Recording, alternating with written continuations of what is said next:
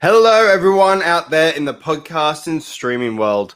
This is the Techie Talon Show, episode 4 of our regular show. Yeah, man. 4 main episodes. Other than our other regular show, other than our Disney Plus recap show. This has been a journey and a half, like, for me, because, you know, as someone who's never really done podcasts before, and same with you, I think this is a good endeavor, what we're doing. I really like this show. It's something to do. It's something to do on a Sunday night, especially for a Sunday, and especially for you after working a really long week. Yeah. Yep. Let alone the editing after all these shows. It's always fun. Yeah, absolutely. Oh, man. All right. Well, hey, how's your week been anyway, buddy? It has been bloody... It's been boring. Is that a word I can use? You can use that. It's been pretty busy. Just trying to get stuff done for Supernova, which is in freaking not very far away. It's like in a few weeks. Trying to get everything done for that. Dealing with life in general. Yeah. For people out there though, because by the way, guys, we are now on Twitch, which you can follow us right here at the Techie Talon Show on Twitch. So go follow us there as well. But if for people that are on Twitch and not know what Supernova is, it's first of all, hello, we're the Techie Talon Show. We're from Australia, but Supernova is the Australian version of Comic-Con, really. Not as big as Comic-Con. Well, it can be. I mean, it was a few years ago, but you know, now we're in a pandemic. It's kind of a bit hard to go to conventions at the moment.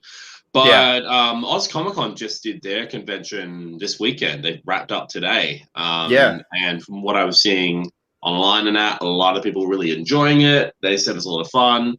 They had some really good cosplay guests. They didn't really have any international guests because, again, pandemic. But if Oz Comic-Con pop-up con can actually work, maybe Supernova can actually come back. You know, I want to go back to conventions. I miss conventions, man. It sucks. It sucks being a cosplayer with no conventions to go to. Yeah. But I still can't stop myself from working on costumes, even though there's no freaking conventions. No, Can't stop myself. Right. I can't.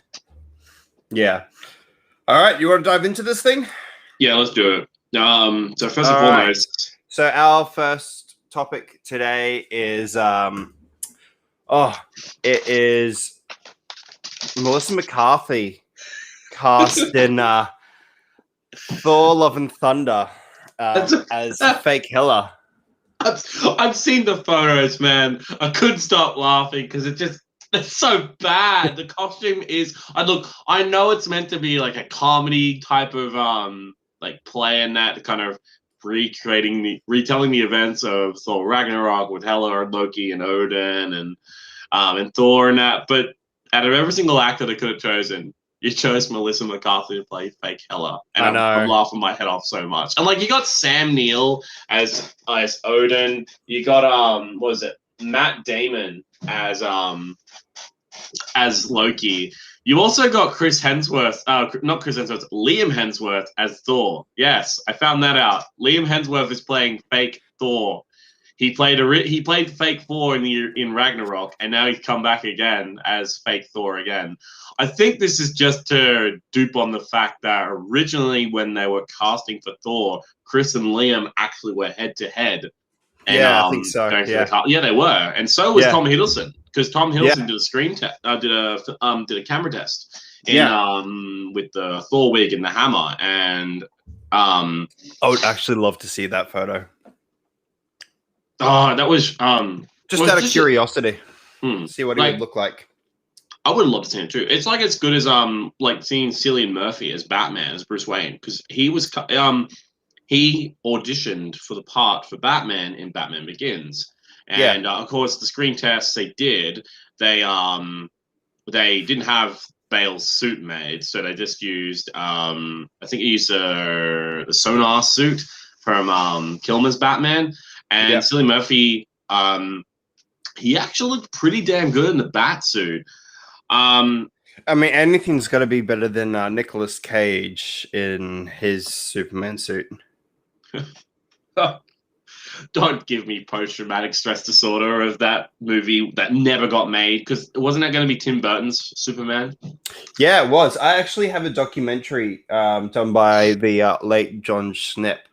Wasn't that The Death and Life of Superman? It's called what is it called? I can't find it right now. Yeah, but something along those lines. Because they did do a movie based on that movie. Yeah. Now, I will admit. Now, some of the suits that they have for Nicolas Cage's Superman, I thought looked pretty damn cool. There were some black and silver versions. I thought they looked cool, but the standard blue and red, the standard suit, it didn't match Nicolas Cage. Now, at the time, Nicolas Cage was huge when he was casting. I mean, this could have made his career. This could have made him more famous than ever, but it never happened, because I don't think that the vision was there, or even the budget was there. No, I don't think so either. And Tim Burton already was walking away from superheroes after Batman Returns. Yeah, but something to do with Superman would have been interesting. They want to come back, yeah. But I mean, even Nicolas Cage has talked about it over the years. He has talked about being about the role and that, and how he was so excited and he was so disappointed when it never happened. The John Schnepp movie was called The Death of Superman Lives, What Happened. That's it. Yeah, The Death of Superman Lives and What Happened. If you haven't watched it, you should definitely go and watch it. It's a really good documentary. I highly recommend it. People that are out there, if you want to have a look, what we're talking about here though with Nicolas Cage's Superman, I'm just going to show you guys. Oh God, no. No. Oh God, no. There it is. It's the hair that gets me. He just looks like a rocker. Like, I mean, it could be worse. It could be that one. Yeah, I don't understand what the hell they were doing. If you have a look here, though, it kind of looks like his head's been sewn back together. He looks like something out of Jeepers Creepers. But that belt though looks hideous. It does look terrible. I'm not gonna lie. I don't like that suit.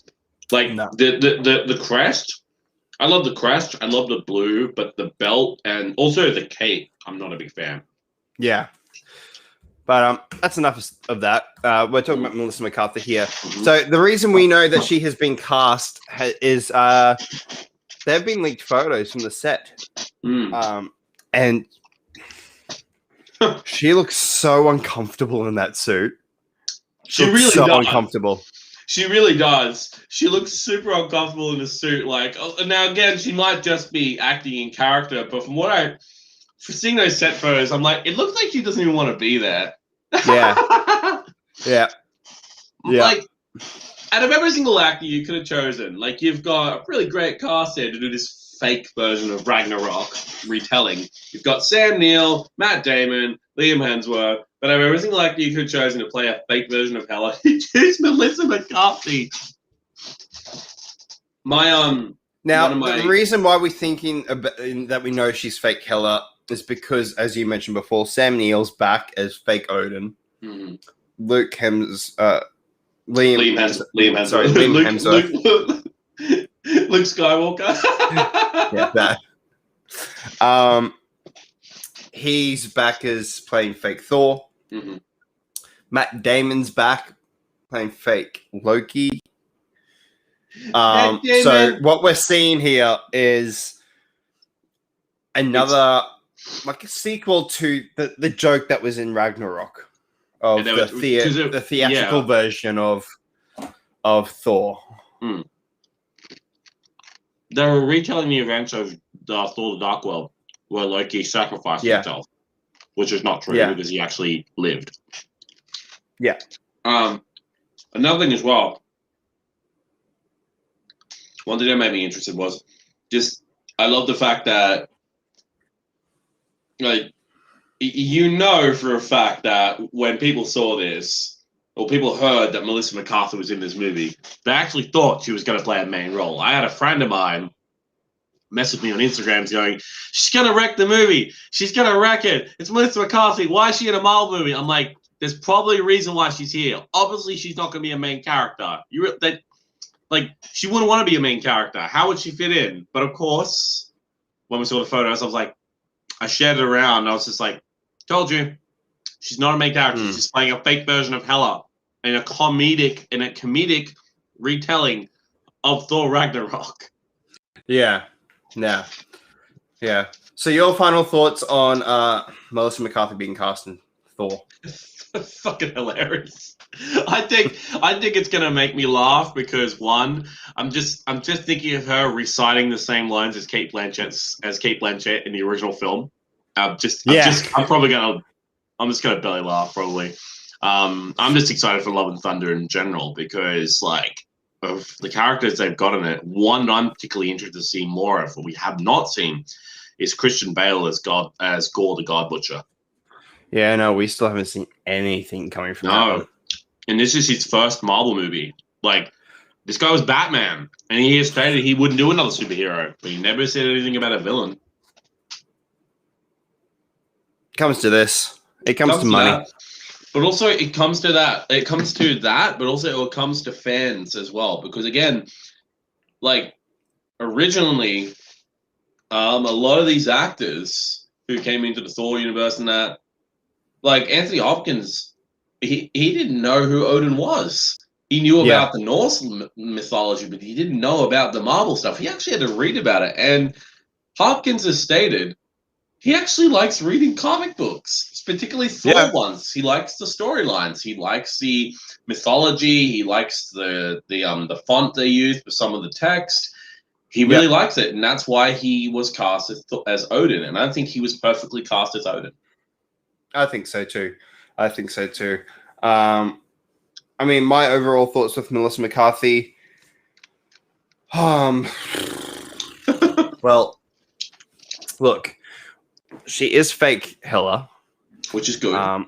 She's not going to be in the main movie, so she's not going to affect anything. Though I will laugh.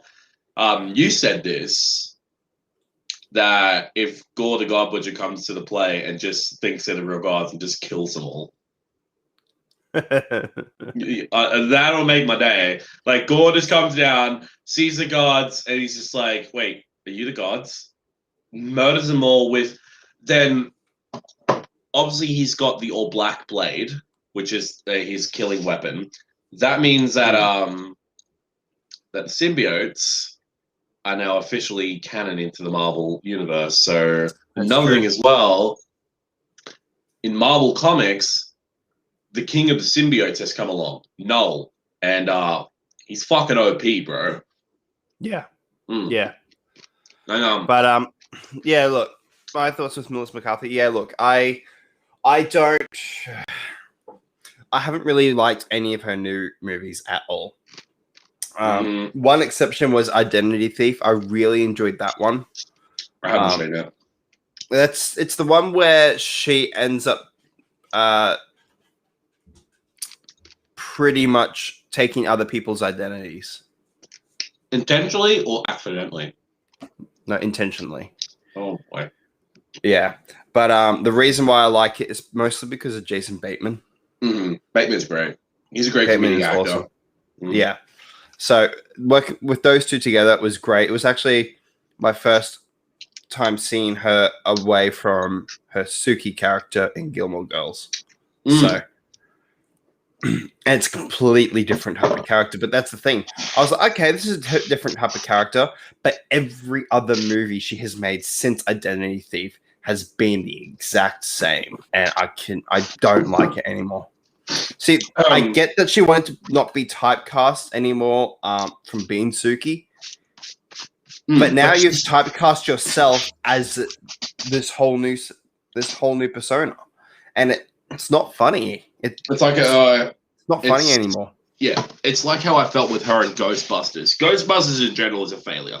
I don't give a damn what people say. Now, before I say anything about Ghostbusters 2016, I always have to. Yeah, it's not because of the women. It's just because the movie in general was trash. Paul Feig does not know how to direct a Ghostbusters movie. It's full of the mythology wasn't there. No, they completely did not understand. But anyway, that will be for another day. We'll talk about Ghostbusters another day. If we're getting more updates about the new one that's coming with Paul Rudd. Yeah. Not just Paul Rudd, but isn't the original cast attached too? I believe they are. I don't know, but we know that Harold Ramis' character. It's now his son, right? It's now his family. It's now his daughter. It's now his his grandchildren and stuff like that, and they find all of his stuff. Yeah. All right. So move on. All right. Well, on to the next one. Our next topic, I'm just going to pick at random. We're going to go with Ewan McGregor has been reportedly cast in Andor. Now, Andor's about Obi-Wan Kenobi. Yeah, he's been cast as Obi-Wan Kenobi. Now, Andor's about isn't that kind of set in the whole Rogue One type of storyline? Yep. So this is a prequel to Rogue One. You are following Cassian Andor, which is very interesting. I actually can't wait. Out of anyone in Rogue One, Cassian and K2 were my favorite characters. Yeah, they were awesome. I enjoyed Jin. People don't know, I'm a huge Star Wars freak. Well, we know. I'm reading all the books. I've picked up the new High Republic book today, which we might review when I finish it. Actually, yeah, totally. Tell me about it because I'll probably just listen in because I haven't read it. I need to read High Republic. You keep telling me to read High Republic, and I have not read High Republic yet. Do it, dude. Yeah, and I still haven't watched the stupid Catalyst book. Anyone that wants to know about Catalyst, anyone that wants to know about Galen Erso and Jin as a kid, definitely read Catalyst before you rewatch Rogue One. I highly recommend it. Then they also released a book called Urso. I'm pretty sure it's called Urso, but it's a Jin story. But Andor, I can't wait for it because I'm hoping we got to see it in the comics a little bit. How Cassian and K2 met. But I can't wait to actually see it in live action. Yeah. Do you reckon? At this rate, though, I don't think he's been cast yet. I don't think he's been cast. Is any confirmed if Alan Tudyk's coming back to voice K2? Yeah, that's what I'm just saying. I don't think he's been cast yet. So we might not see. This might be that he might come in season 2. Maybe. But wait if they do a season 2. If they do a season 2, don't give us another WandaVision. Yeah. But yeah, no, Ewan McGregor being cast, I can actually see the timeline, but it makes me wonder what we'll be getting in Obi-Wan. We know for now, a fact will that this be a tie-in, like a set up for the Obi-Wan series? Because this is obviously coming out before Obi-Wan. Yeah. So hopefully the director for Obi-Wan, which is by the way, one director for the whole show, unlike The Mandalorian, where there are different directors per episode. Only one director for the entirety of Andor. No, for Obi-Wan. For Obi-Wan, really? Yeah. Huh. Same with WandaVision. WandaVision was the one director. Oh shit! Yeah, it was too. My God. Yeah. So I'm wondering in Andor that we'll get the director for Obi-Wan to come in, direct that episode so she can set up her tone. It's Deborah Chow directing it. Yeah. She did episode 3 of season 1 of Mandalorian, which was by far one of my favorite episodes of Mando. Which season is that? Season 1 or 2? Was it season 1 or 2? Episode 1. Season 1. Season 1, episode 3. I'm trying to remember which episode that was. What one was that with? That was that was with pretty sure that's the episode where he finally becomes like a by himself, and it sets off the whole story. Yeah. Season where 1. he gets the bounty on his head. That's right. Chapter 3, The Sin. Yeah.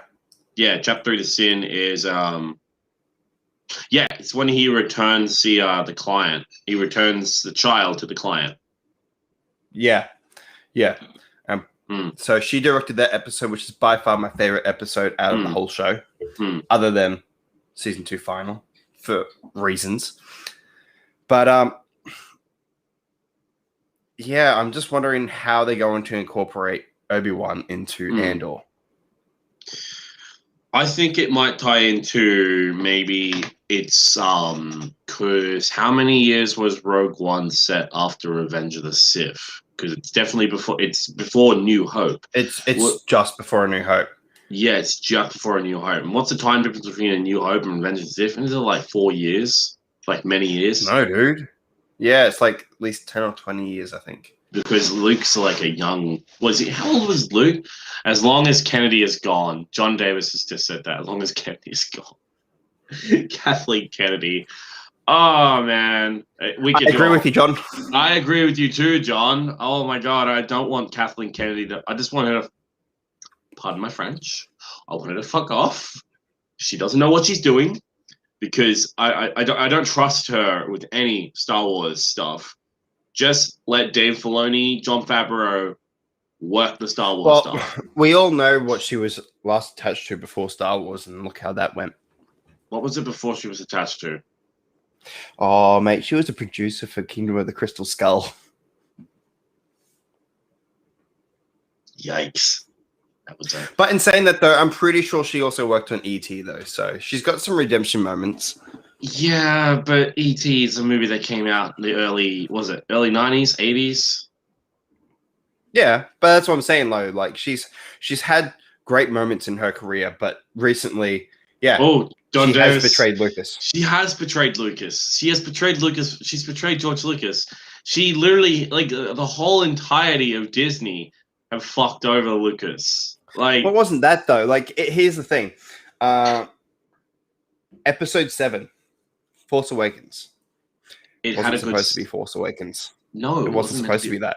No, she's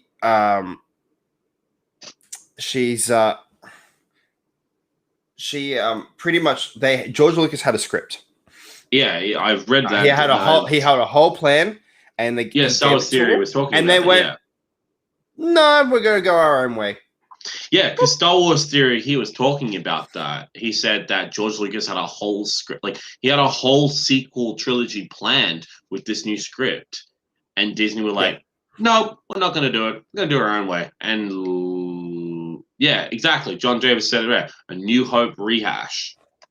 Yeah, and honestly, now, I know. I will say though, in credit of the sequels, the one thing I have loved is that they did bring back practical effects and real sets. That I did. That I do love. It's just and it's a touchy topic to even discuss. The Last Jedi. That's a Star Wars movie that I don't think I can watch again. Now, granted, he had the whole 9 stories. Yeah, he did. He did, and Disney didn't fucking listen. And as I was saying before, I enjoyed The Force Awakens. I enjoyed it. There was a good element to it. Yeah. The Last Jedi, though, completely different direction. It's like that Rian Johnson didn't listen. It fucked everything over. Rian Johnson fucked over everything. That's why I don't like him as a director. I'm not the biggest fan of his story writing. And the fact is that man, like Knives Out was good.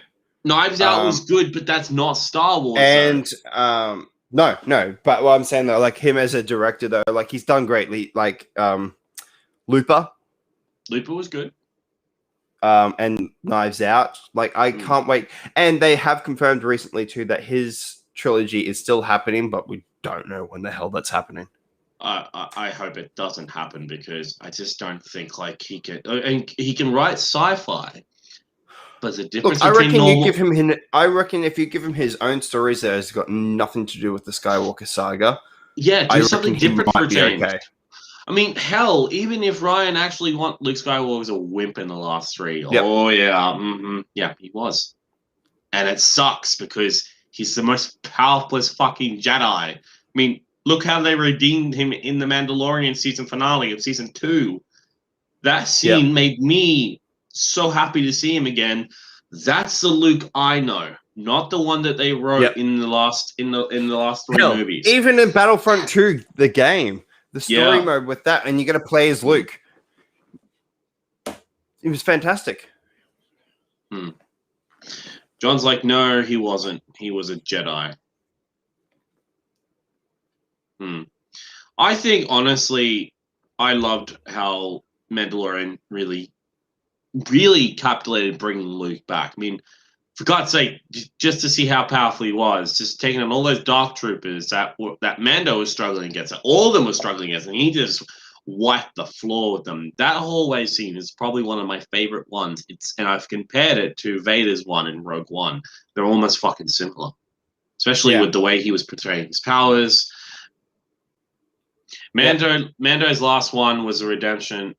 Of Star Wars. And I fucking agree. I 100% agree. And you want to know why? You want to know why it is the redemption? Because Kathleen Kennedy didn't fucking touch it. Well, no. Because of Dave Filoni. Filoni knows Dave Filoni is George Lucas's Padawan. He really was. He was working together with George side by side for the Clone Wars, and look how fantastic that series is. And George Lucas was look at Rebels. Yeah, Rebels. Love Rebels. Same. And he was. Then there's Resistance, and we don't talk about that one. We don't talk about that one. But the thing is, Dave Filoni, George Lucas, and those two were one of the biggest supporters of getting season 7 of Clone Wars finally made. Especially Filoni. He wanted to finish Clone Wars. Clone Wars is favorite. I walked away from Star Wars until that show. Yeah, that was me. I actually agree with John here, Techie. I walked away from Star Wars for a long time after before Mandalorian showed up. I went to go see Rise of Skywalker, and at first, I was excited to see it. I wanted to see it, but after I've seen it twice, because I watched it again on Disney+. I enjoyed it the first viewing. Same. Same thing. How I felt. No, it was what Luke Skywalker was. He was a Jedi. Yes, I agree. I agree, John. I agree. I think at the end of the day, what Disney did with those last 3 sequel movies and calling that the ending of the Skywalker saga, bullshit. And I don't like talking about the sequels. Now, granted, the fact that Daisy Ridley's now come out and said too that there was no plan. No, there was no. Now you have your plan. own main actors coming out and saying there was nothing, there was no plan. I didn't like that I was a Palpatine. I like the idea that I was nobody. Yeah, I would have liked it if she's what would have been interesting if could it be a nobody, which I would have loved, and B, she could have been related to maybe, and it would have been interesting. It's just my take. Maybe she's a descendant of an old Jedi from the Old Republic, perhaps. Or created from the Force again. Like Anakin was. And that knows me as someone that lives Star Wars. Is that true? Yeah. Yeah. You know what? Yeah. I just think Disney, they saw Star Wars as a cash grab. And look what it's done for them. Look how many Star Wars shows we've got coming now after Mandalorian season 2. When we've got Ahsoka, we've got Rangers of the New Republic, which originally had Cara Dune, but now it's someone else. Well, no, it's not even someone else at the moment. We don't know what's going on with that show at the moment. Now, I was listening to a Star Wars podcast today, and they put out an idea that I actually could really get behind. What's that? So, they slightly changed the title. Okay, slightly. Because we have the High Republic going out at the moment, and it's booming, and it's actually really good.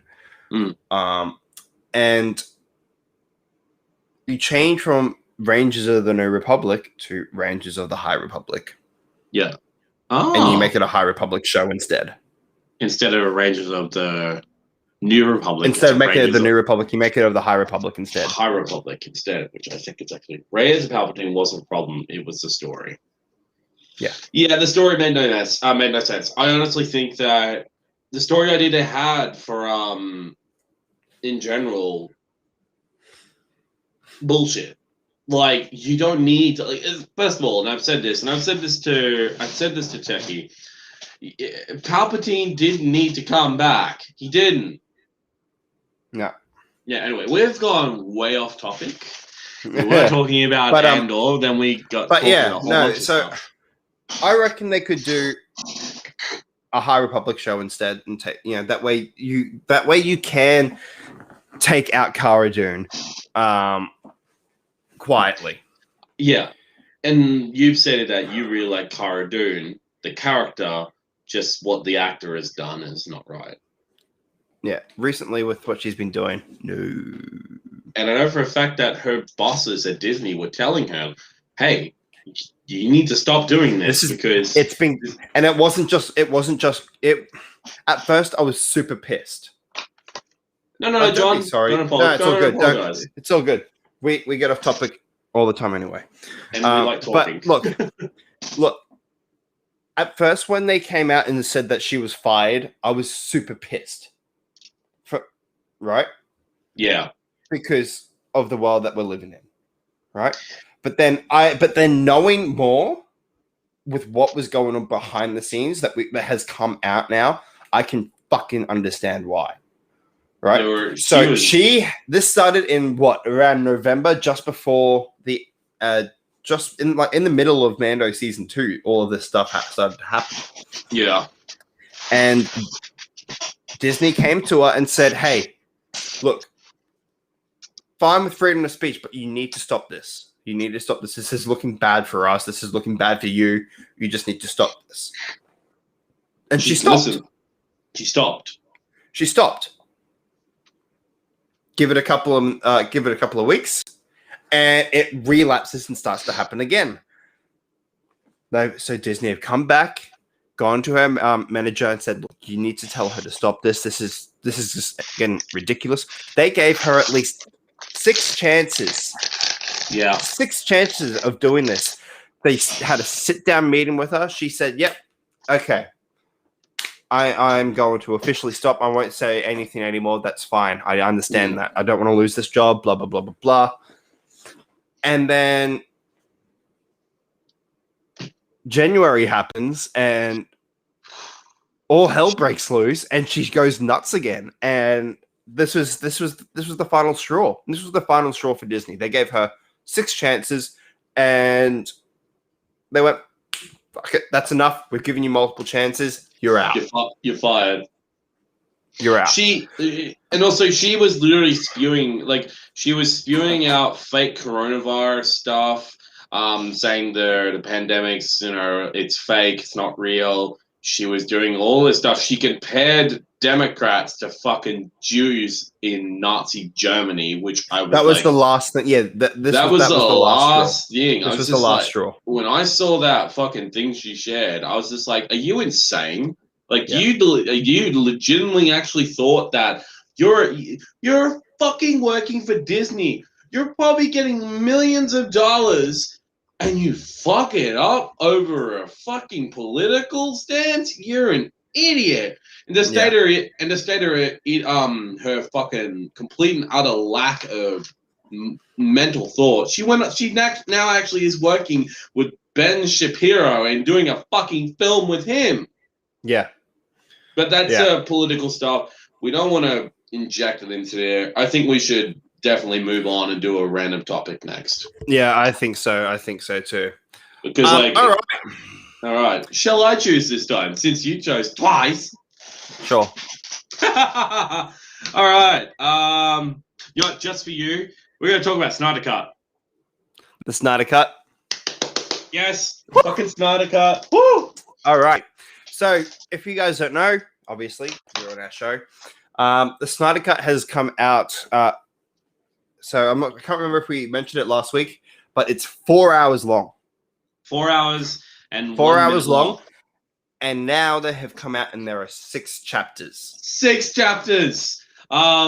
Just damn, we're getting fucking 6 chapters of Justice League, and the thing is, this is going to be longer than fucking Endgame was. Endgame was 3 hours long. Yeah. This is going to be longer than Endgame. And you know what? I'm all for it. Oh, I can't wait.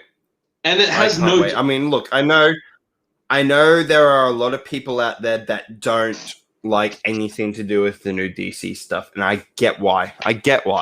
Mm-hmm. But I have enjoyed a lot of the new DC stuff. But honestly, I can't wait. I cannot wait. We've got what? It's like a couple more days away. Like next week. Yeah, it's sometime next week it's dropping. What's it dropping on Binge, isn't it? It's dropping on Binge in Australia, yeah. What the is that what you watch? Foxtel. Yeah, is that what you watch Superman Lois on? Yep. Honestly, I'm excited in general just to watch it, man. Like 4 hours, 6 chapters. Holy crap. Like, it's going to be amazing. I'm so excited to see what happens. What's going to be different. It's Justice League. This is the Justice League we should have got back in 2017. Yep. And we didn't. All right. So the chapter titles are part 1. So chapter 1, Don't Count on It, Batman, is the first chapter. Part 2 is called The Age of Heroes. Part 3 is called Beloved Mother, Beloved Son. Part 4 is Change Machine. Part 5 is All the King's Horses. And part 6, Something Darker. So obviously something's going to be happening towards the end with Something Darker. Obviously these have all of a a different title, a different. Oh man, I'm fucking excited, bro. Like that's it. Yeah. This is going to be great. It's going to be fucking spectacular. 2 weeks away on a Thursday night. Yeah, 2 weeks away. It is exactly from. It's actually the day before Falcon and the Winter Soldier drops.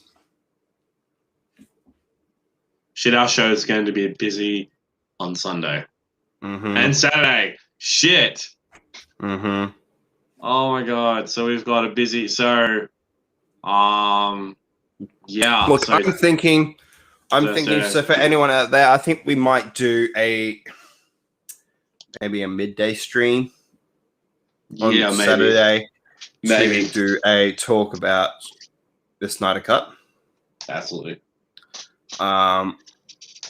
And then move on to Falcon and the Winter Soldier. And then we'll do a 4:31.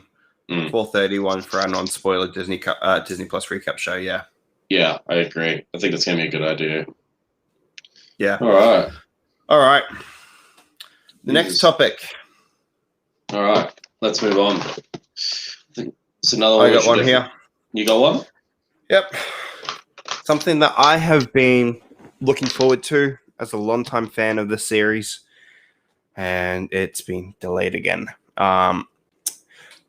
Prince of Persia: The Sands of Time remake has been delayed once again. Remember when you were telling me this, I kind of got a bit aggro and wanted to just...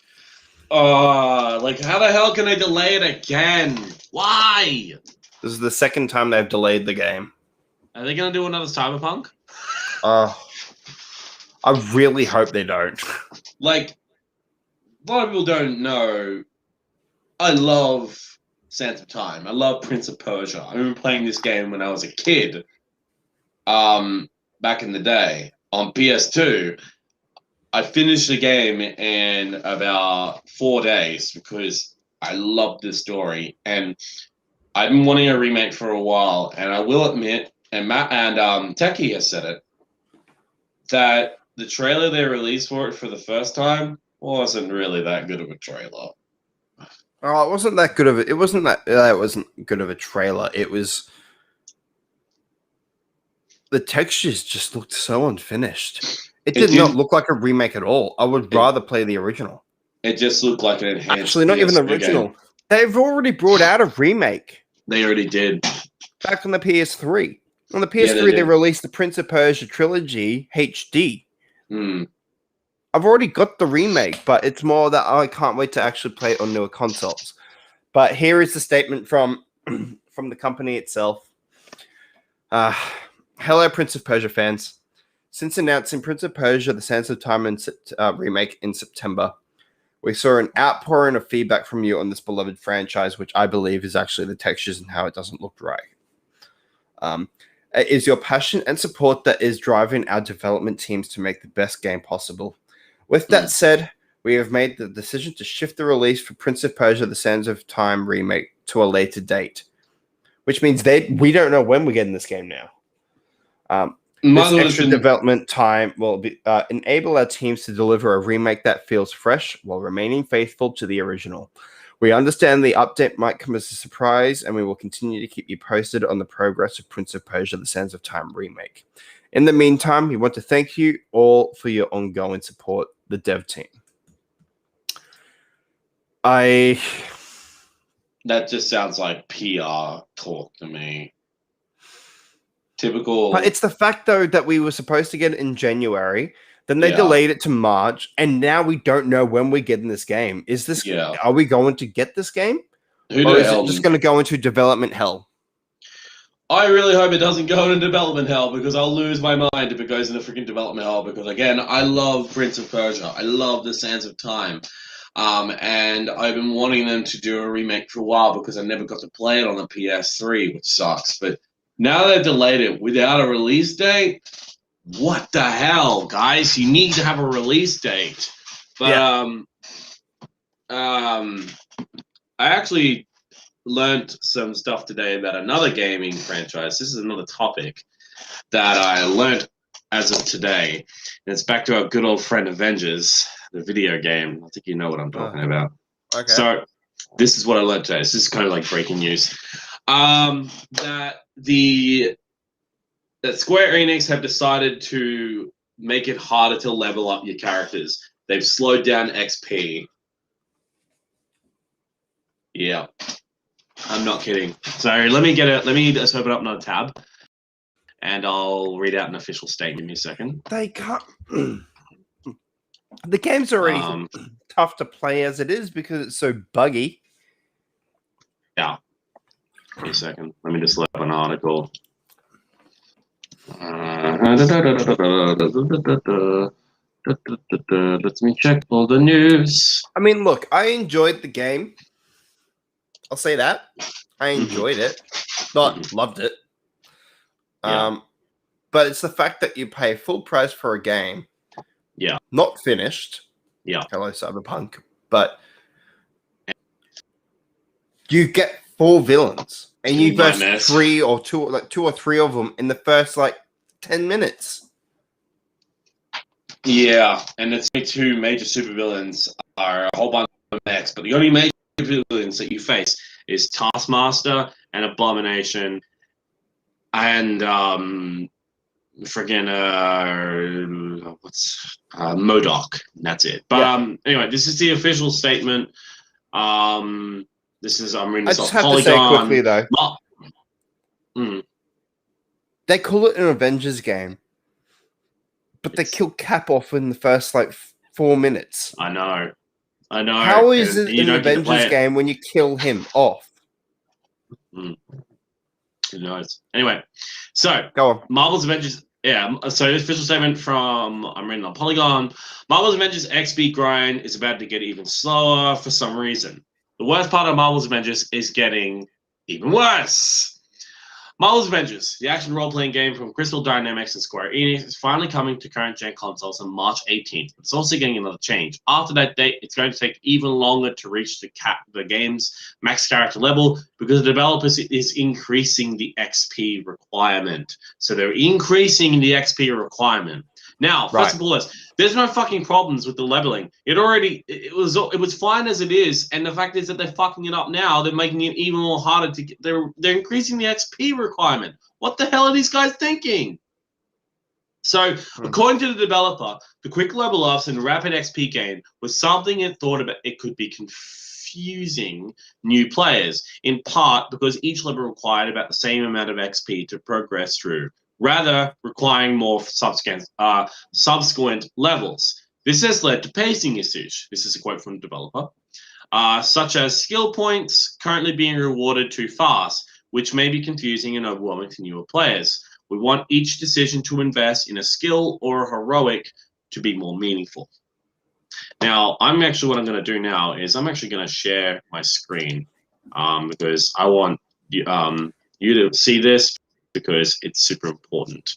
I think my screen, sharing my screen. Okay, so let me just give it a second. It's just going to load up. So, yeah. So, okay.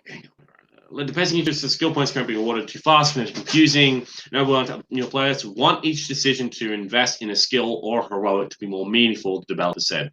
To help reduce the amount of progress players can make quickly, the XP needed to advance in levels later in the game is being increased. Starting at a character level 25. To conclude the post, the developer recommends that anyone who has a character that isn't already level 50 already level them quickly. So basically they're telling players, hey, before we screw up the XP system, we want you to level up all of your characters to level 50 before we change it. That's a joke. I know. Of course, this means that players starting fresh on PlayStation 5 or Xbox Series X will be forced in a slower leveling system. So basically, when you get a PlayStation 5 or an Xbox Series X and you get this game, you're going to be stuck in this slower leveling system. Now, one thing that's not entirely clear is why this change is necessary at all. Not starting the XP increase until level 25 means that new players might still get confused on skills. More importantly, the slog of leveling a character all the way to level 50 was already one of the slowest, grindiest parts of Marvel's Avengers. Making that process even more tedious, especially new players, is confusing to say the least. The March 18 update of Marvel's Avengers will also include the release of Hawkeye, as well as new changes to cosmetics to make them slightly less random and give players Sorry, more Tex, control. stop you there for a second. Yeah, sure, go for it. Talon, can I stop you there for sorry? We lost you for a little bit. Yeah. We lost you from March. Oh shit. Give me a second. Oh, good God, I'm probably really bad. So I'll back and said what I said. The March 18th update of Marvel's Avengers will also include the release of Hawkeye, as well as a new change to cosmetics to make them slightly less random and give players more control over which ones they unlock. Now, of course, this is another update as of March 5th. So as of 2 days ago, they actually released an update saying, basically, the studio said it's changing the grind because players are often leveling 2 or 3 times during a single mission, even at higher levels. Because the XP wasn't scaling well enough, it was scaling too well in this case. The problem we were seeing and hearing was that you would immediately get more skill points when you had time to review, apply, and get used to before embarking on your next mission and getting your next few levels.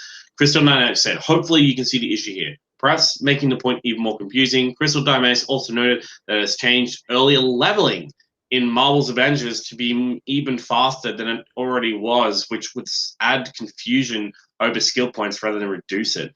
Overall, Crystal Dynamics said it hopes the new change will add 3 to 5 hours to the act of reaching the level cap. This is a joke. This is a freaking joke. Like, they're making the XP requirement higher because they think it's going to be helping players when the XP requirement already was the slowest and grindiest thing in the entire game. This is going to kill the game. This will kill the game. And that's why I think that it needs to be talked about more, because this is Crystal Dynamics and Square Enix. What the fuck are they doing with the Avengers? It's the Avengers. Marvel's Avengers. Especially with WandaVision that just came out, and now we got Falcon and Winter Soldier. Then we had Endgame, not last year, but the year before. How the hell can they fuck this up? Yeah. Yeah. Gets my freaking blood boiling. It's that moment, though, where the Lego Avengers game is a lot better than the actual Avengers game. It actually is. I love that. If you guys haven't played the Legos Avengers games, fucking play it. They're amazing. Yeah. All right. On to the next one. We'll make this a bit of a light-hearted one, hey? Let's do it. All right. The next one is The Simpsons have been renewed for seasons 33 to 34. Holy shit. Like, the fact that The Simpsons have got, like, well up to, like, 30 seasons. And they've been going around... The fact is that they thought they were going to finish the show. You know, there were rumors for so long, and they thought it too, that the show would finish at season 30. Nope. It's still continuing. I actually don't believe that there will ever be an end in the show. It's like Doctor Who. Like, I don't think there'll ever be an end for Doctor Who. No. But I haven't been watching. I'm a huge Simpsons fan, but I have not watched any of the new seasons. I'll be honest. I probably should. Yeah, I probably should. Now that they're on Disney Plus, I actually might go and check them out. It's like it's like a huge binge to go through them all. It's like 30. It's like 30 seasons. I've got 20 seasons on DVD. Sure. I think you can do it. I've already done it. Oh God! Now up to season 20. I'm just thinking I just might go from season 20 onwards. Yeah, you've got 10 more seasons to go. Yeah. But I can't wait. Congratulations, Simpsons. Doesn't surprise me now that they're owned by Disney. So yeah, I swear, give or take, when I reach 50, Disney's just going to be running the planet. Yeah, I believe so. Yeah. All right. I think another one we need to talk about.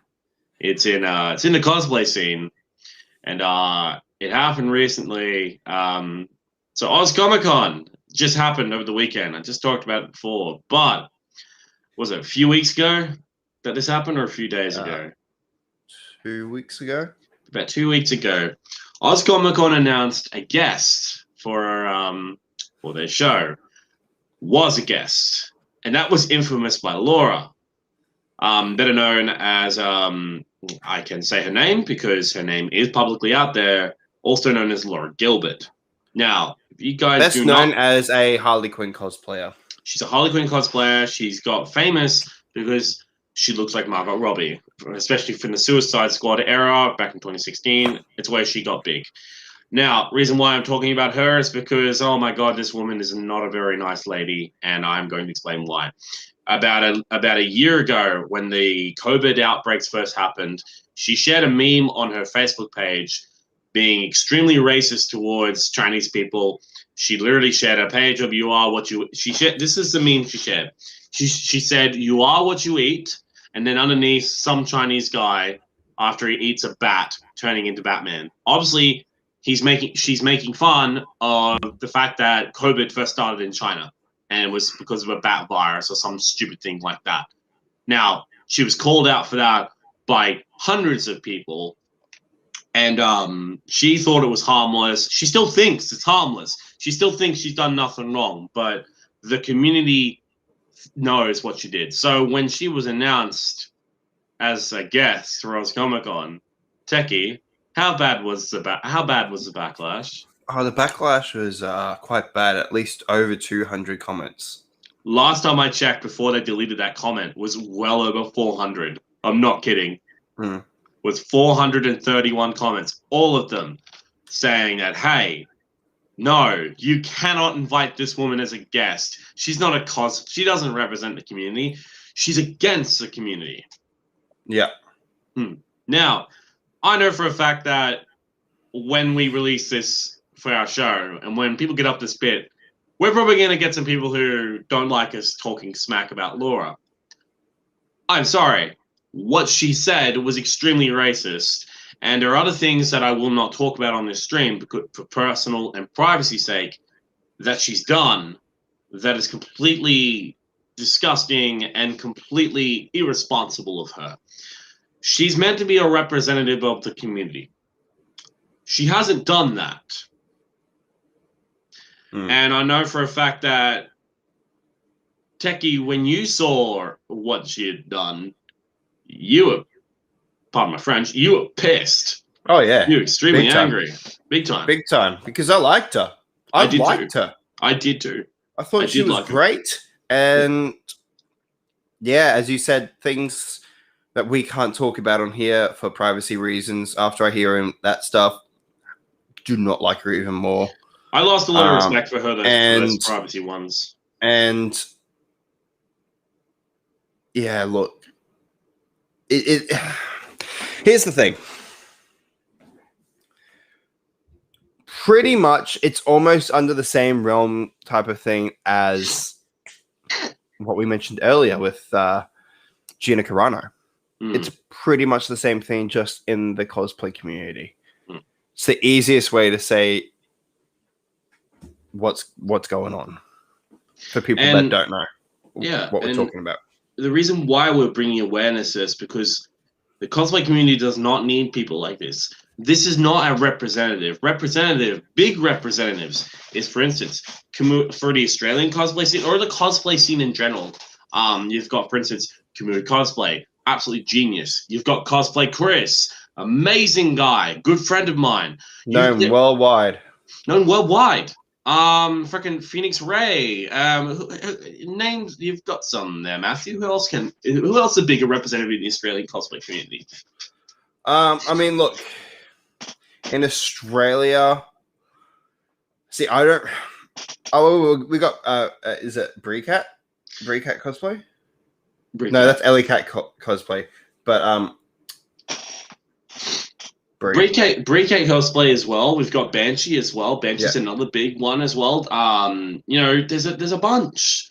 Wiru as well. Twerking Gherkin, yes, big representatives. And we don't want people like Laura Gilbert who think she can do stuff like this and still represent the cosplay scene. We don't want that. No one wants that. And as people were saying on that post, Oz Comic Con We don't want that. And the fact is that after they delete that post, they then tried to throw a fucking... They tried to make an apology, but then threw it at the comment.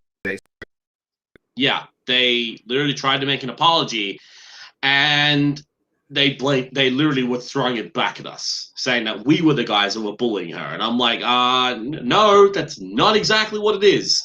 We were telling you guys that she is a bully and you shouldn't invite her to this convention. She's a known harasser. She's a known racist. And yeah, that's that. Now, when this podcast comes out, and if we have some people there who are going to try and attack us, these are our opinions. This is what happened. We're merely reporting on it and giving our own personal opinions. And if you, honestly, if you don't like it, that's okay. Everyone has opinions of everything. Everyone's different. If you like Laura Gilbert, okay? If you like Laura Gilbert, that's okay. That's on you. But you have to understand, some of the things that she has done in this community is uncalled for. And it needs to be talked about because you just can't ignore it. Yeah. No, you're right. All right. But we're going to move on. We're gonna move on. I think we might go on a break. We've already been recording for about an hour. Oh my God, we were recording for an hour. Jesus, I lost track of time. Yeah. All right, guys. We'll be back in about maybe a minute or so. Yeah. Gonna get a drink. Yeah. All right, guys. See you very soon. All right. Bye-bye. Bye, guys.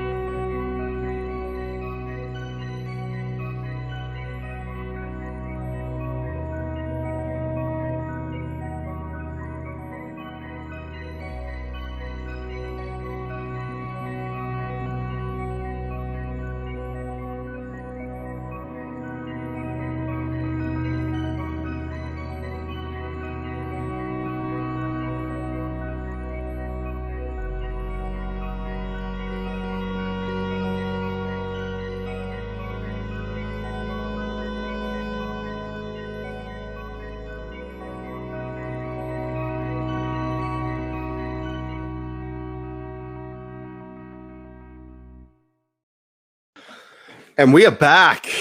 Hey. We are back. All right.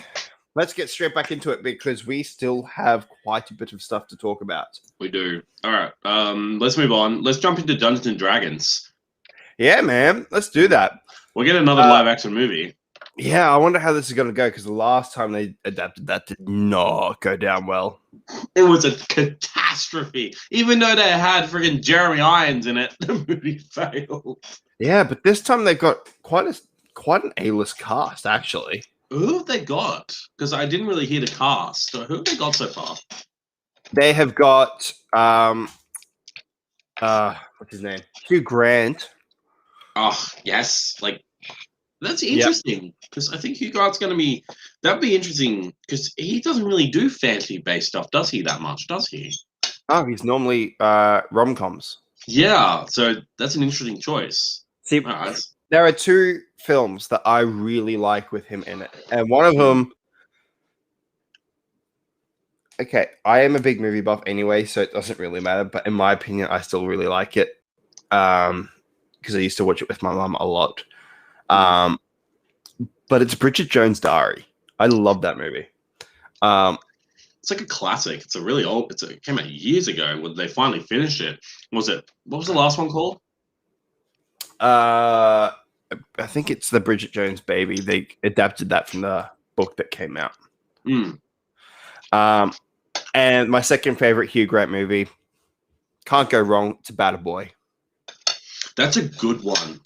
It's very. America actually made a TV series of it recently. Yeah, it was very. Cast wise, we have got Michelle Rodriguez, Chris Pine, Hugh Grant, Sophia Lillis, Justice Smith, Reggie Jean Page. I think that's all that's been announced for now. Yeah. Dude, that's a great cast. Justice Smith, Pokemon. Yeah. We don't know what their characters are. We have no idea about which characters they're playing. But it's an A-list cast. It is an A-list cast. Like, that's it. I'm excited now because I didn't really I know you told me the cast, but I couldn't really remember. Now you told me, now I'm excited. Like, you got Hugh Grant, Chris Pine, Michelle Rodriguez, fucking Justice Smith. Jesus Christ, like you had me at Justice Smith because I freaking love Pokemon the movie. I love Detective Pikachu. That's like one of my favorite Pokemon movies. To be honest, I only watched it a couple of weeks back and I loved it. It's a great film. It is. Probably one of the best video game adaptations to screen, other than Sonic. Loved Sonic. No, the best video game adaptation movie is Super Mario Brothers. Yeah, let's not get into that. Let's not get into that one. Let's not. But so I can't wait for that. It's supposedly coming out next year, so we don't know when filming will start, but it's scheduled hopefully next year. Hopefully when there's no pandemic, but let's keep our fingers crossed. Let's move on. Next one. This is a good one. This is a funny one. So South Park came out with a new episode recently. Well, no, they haven't come out with the new episode yet, but they've dropped this one's coming. A little teaser.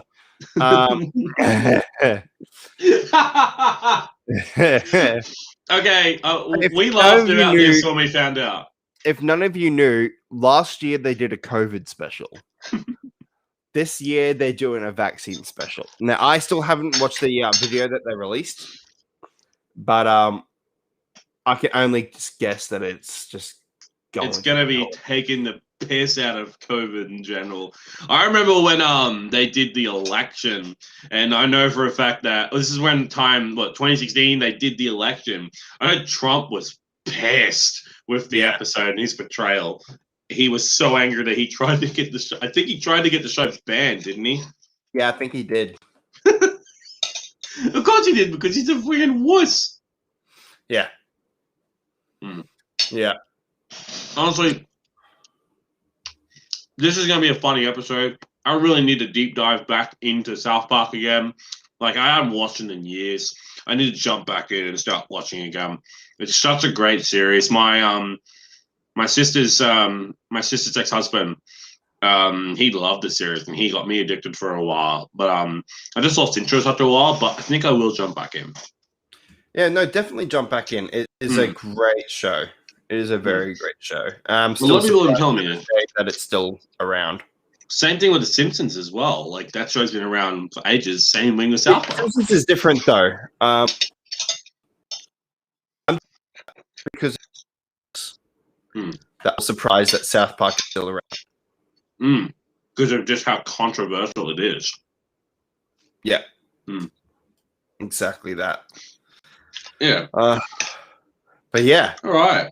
So we got that coming out soon. Mm-hmm. Did they say when yet, or no dates for that yet? No, I don't believe they did. They might have. I can't remember. I remember when you told me about it, I couldn't stop laughing because I'm like, of course they're gonna do that. Why else wouldn't they do that? They literally did an episode where they were reverse eating. I'm not gonna get into details, but like they were reverse eating. That was ages ago. But I remember that episode, and that had me fucking belly laughing when they were just like, "Oh, we're gonna reverse eat." They literally would. Yeah, I'm not gonna get into it because it's disgusting. Yeah. Yeah. So let's move on. Get away from South Park for a bit. We now got a full on King of Queens. And then cast of reunited. Take this with a grain of salt because I still don't think this is actually official yet. But supposedly the King of Queens cast is to be reunited in honor of Jerry Stiller. I still believe he's gone. I honestly was really shocked by it because anyone doesn't know, I remember watching. I'm a huge Seinfeld fan, and for me, he's Frank Costanza more than what he was in King of Queens. Even though I love that show too, but he was Frank Costanza. Serenity Now, like a lot of the show's best lines that people still use and can relate to and quote all the time is mostly Frank Costanza's lines. I remember watching the episode where George introduced his parents, and just both him and his mother just making fun of George all the time. Couldn't stop laughing because I was just like, this is great. Like, Jerry Stiller is a genius when it comes to comedy. That's where his son, Ben Stiller, learned it from. He learned it from his father. Yeah. Why do you think Ben Stiller wanted his own father to work with him in Zoolander? Because he knew he could do comedy. And Jerry Stiller could do comedy. The man was an absolute genius, and it was a damn shame. He's a legend. He is a legend. He's a legend in the comedy world. He will always go down as that.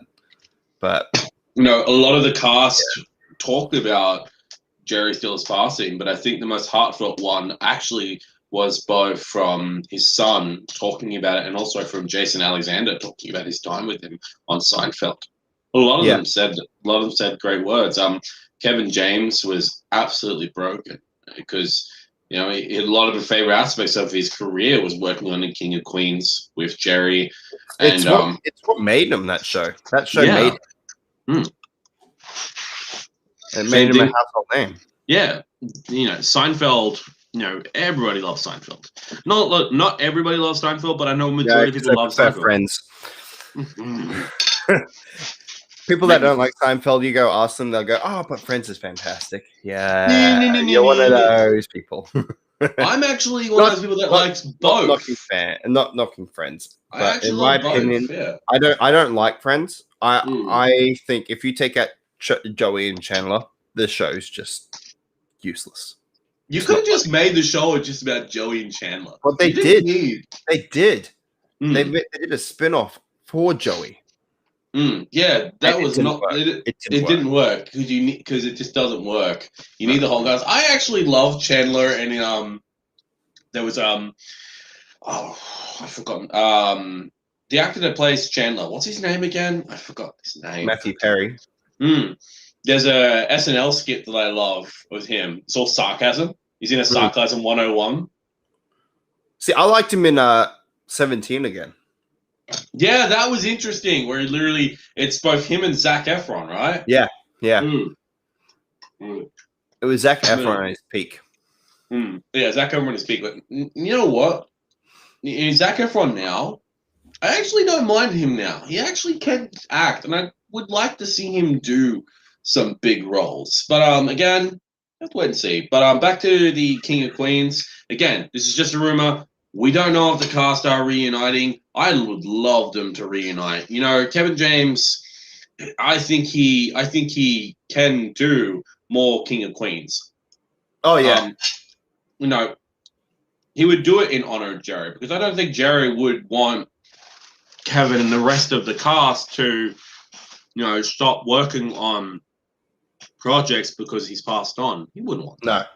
No, he wouldn't. He wouldn't want that at all. He wouldn't want that at all. No. But yeah, take it with grain of salt. King of Queens cast have reunited. Allegedly, we do not know. We have to wait for more details. But when we get to those details, we will update you and we'll let you guys know. Yeah. All right. Off to another one that we actually haven't gotten written down. I forgot to write this down the other day. But this is us going all the way back to Star Wars talk. We have got a new cast member for Obi-Wan Kenobi. New to me. The new actor, it's an actual actress. It's an actress that has been cast. Her name is Indira Varma. Anyone that has seen Game of Thrones will know her. And I'm pretty sure as well she's been on. I can't remember the other name of the other show. Sorry, she's been on Rome. So Varma is probably the most recognizable as Ilaria Sand for 3 years on Game of Thrones. Her other roles have been included in Rome. I know you like this show, Torchwood, Carnival Row, and Patrick Melrose. Last year, she appeared in the film The One and Only Ivan, which debuted on Disney+. Still not known what her character will be, but there have been suspicions, well, not suspicions, but theories that she actually might be playing Satine, Obi-Wan's old love interest. Yes, please, because that would be a storyline that could definitely be talked about in live action, because I'd love to see Satine. I love Satine, and I was granted, when the Obi-Wan Kenobi series is placed, it's set after Revenge of the Sith. So she's already, spoiler alert, guys, by the way, she's already dead. Spoiler alert, yeah, she's dead. So, this has to be a flashback if that's the case. We know for a fact that with the Obi-Wan series of the rumored cast, this is confirmed cast, okay? You got Hugh McGregor coming back as Obi-Wan Kenobi. You have Hayden Christensen coming back as Anakin Skywalker / Darth Vader. And now Indira. Now, this is a rumored cast. Now, these might not happen, but one of them we believe, and I think Matthew believes on it, Ray Park might be coming back as Maul. Yeah, he's been making a lot of posts recently, which I'm actually surprised with, considering the whole thing that was going around about cancel Ray Parker last year. I think it was about some domestic things that were going on. I saw that. Out. Yeah, but it wasn't true. I'm not sure if it's true or not. But again, if it was true, I'd see more update. Yeah, if it was true, I'd see more. Yeah. But I would love to see. He made a post on Instagram with a silicon Darth Maul head, but then he tagged it with Tatooine as his location. So that's where we know that Obi-Wan's being placed. So who knows? We might actually be seeing a live action scene of what they did in Rebels, where Obi-Wan Kenobi kills Maul. Though I would love to see them do more fights, like, which for instance, I bring to you the theory the other day. This is the way that see what I did there? This is the way. This is the way. I can't say it without being like Mando now. But this could be the way they introduce back some of the solo cast, aka Kira. Kira. We know at the end of Solo that Kira is Maul's Padawan. Yeah, and she's apprentice. Apprentice, and we know for a fact that she's going to go and work on him a bit more closely. Especially, I was shocked by that when I saw at the end of the Soul. I'm like, wait a minute, I don't know that voice. And lifts off the hood, and I'm like, oh fuck, it's Maul. Wasn't from when he lifted the hood. Mine was for as soon as I heard the voice and saw the robot legs. I actually was it's been a long time since I watched Phantom Menace but when I remember I hadn't watched a lot of Clone Wars back when Solo came out, you have to understand. And I'd forgotten that Maul had actually lost his legs. So when I saw that hooded cloak, I was just like, who's this? He looks the voice seemed familiar. But when he lifted the hood and showed off the Dathomir, he showed that he was that he was from Dathomir. I was just like, "Oh my god, it's Maul! Oh fuck, it's Maul! Jesus Christ, it's Maul!" Yeah. But it wasn't, and it was wasn't Sam Witwer's version. It was Ray Park's version, the original. Yeah. And I loved how he looked. He didn't look like young and like he did in Phantom Menace. He looked old and he looked ferocious, especially when he lifted up his lightsaber. And I loved how it's not the original lightsaber he had, it's the new one with that side fork on the side to look like a walking stick. Yeah. Which I was so fucking pumped for, because I was like, oh my god, they're doing Clone Wars Rebels version of Maul. Yeah. Oh, fuck yes. I remember being in theaters when that happened. And I think the entire cinema no. See, for me, I was like, oh shit. Yeah. I had other people going that were next to me and in front of me go, what? Who was How? that? Because no one, because they didn't watch Clone Wars. Last thing they saw, he died. He fell down a shaft, cut in half. And I had to go to him. I'm like, oh, he lived, obviously, but he lived. There's a whole story arc in Clone Wars. You got to go and watch that. This is at the time it was on Netflix. After he fell down the shaft, Obi-Wan Kenobi gets like a text message like a month later, and it's just a photo of him, and underneath the read, "I lived, bitch." I love this. That would have been cool, but like the fact is that Ray Park is very good with teasing stuff. If this is true, and if we get an announcement maybe sometime either this month or next month or around May, where a lot of Star Wars stuff is going to be happening, and he's like, oh yeah, I'm in Obi-Wan, I'll fucking lose my mind. Actually, I lost my mind when Hayden Christensen was cast as Darth Vader, and they said that, oh yeah, there's going to be fight scenes between Obi-Wan Kenobi and Darth Vader again. So was I. I was so over the moon. I know. I was. What? Oh, wait a minute. Okay. We have breaking news. So this is just from the 20th of February. So there has been that original photo where he tagged Tatooine has been deleted. Yeah, I saw that it was deleted. But he's now tagged another. He on the 20th of February, he posted another photo identical to the one that was tagged with Tatooine. But it's tagged with Pinewood Studios. Isn't that where they're filming Obi-Wan? And it says, those Sith eyes, where is he? Dathomir. Say that again? Those Sith eyes, where is he? Dathomir. Oh, are we going to go to Dathomir and Obi-Wan? I don't believe we will. But it could be a flashback there. It could be. It could be a flashback. But I don't think Obi-Wan's leaving Tatooine. No. Well, I don't think he ever does. Only when Luke wants to.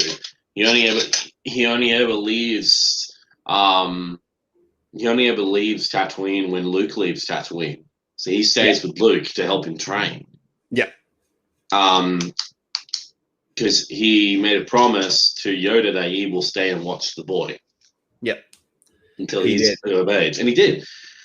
Can you imagine that, though? You're a Jedi, and you just has to stay on this planet But the thing is, Obi-Wan was not even allowed to go near him because Ben had told him, "No, you're not training." Like his uncle had told him, "No, you're not training him.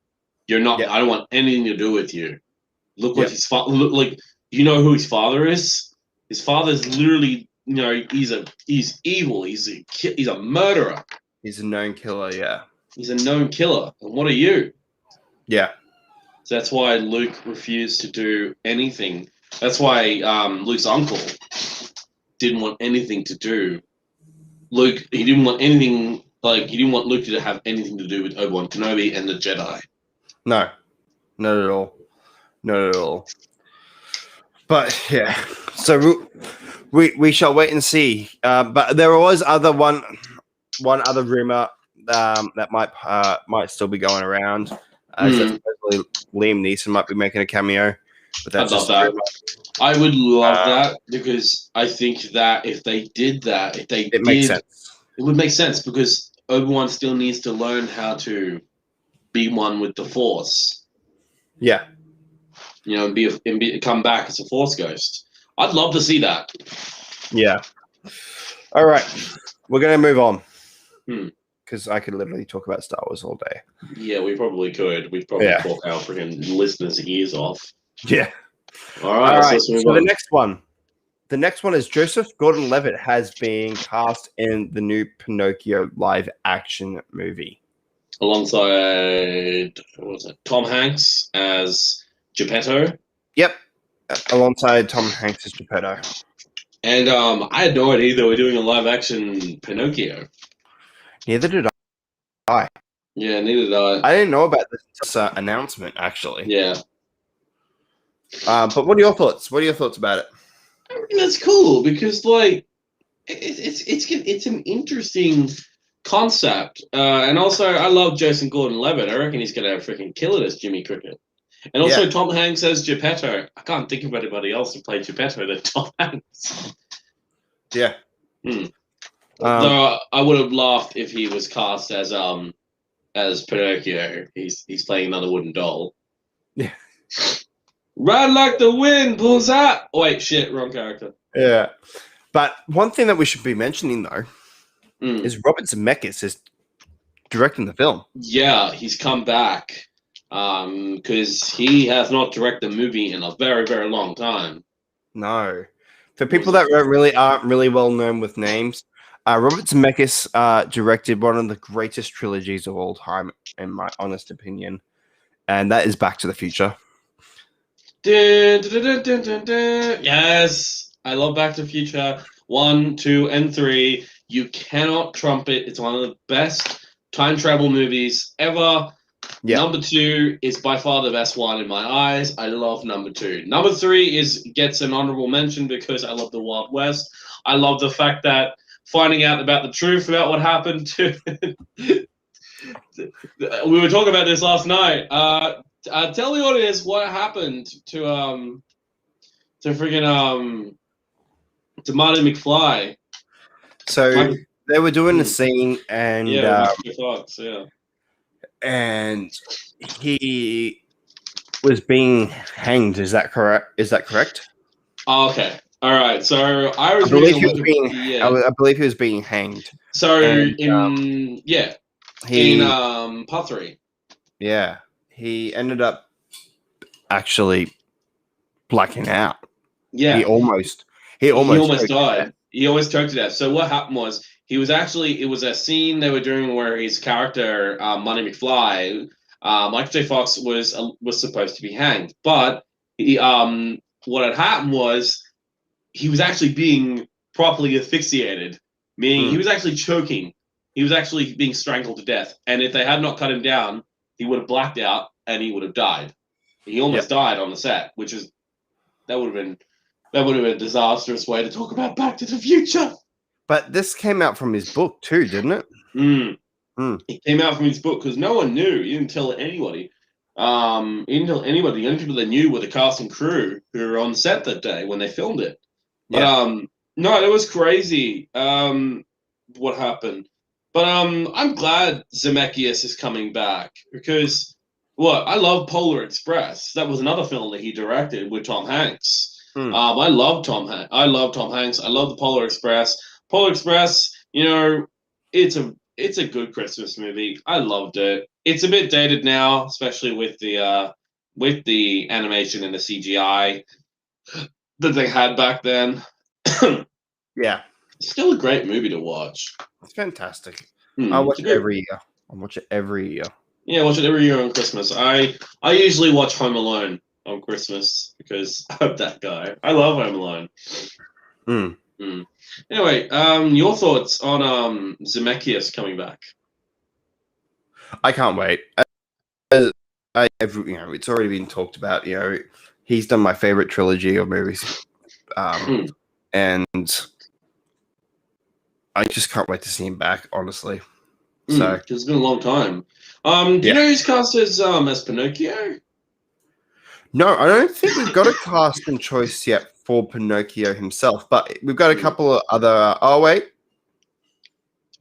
no. But we got a couple of others. Oh wait, no, actually, yes, we do. Sorry. We do. So Robert Zemeckis is directing the film, which is Tom Hanks as Geppetto, the kind who creates Pinocchio.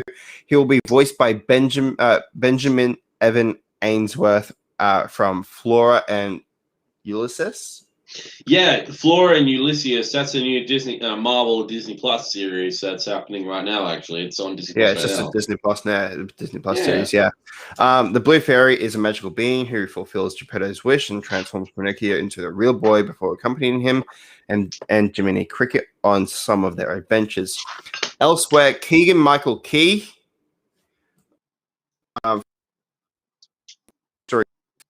For Keegan-Michael Key here, how do I know him?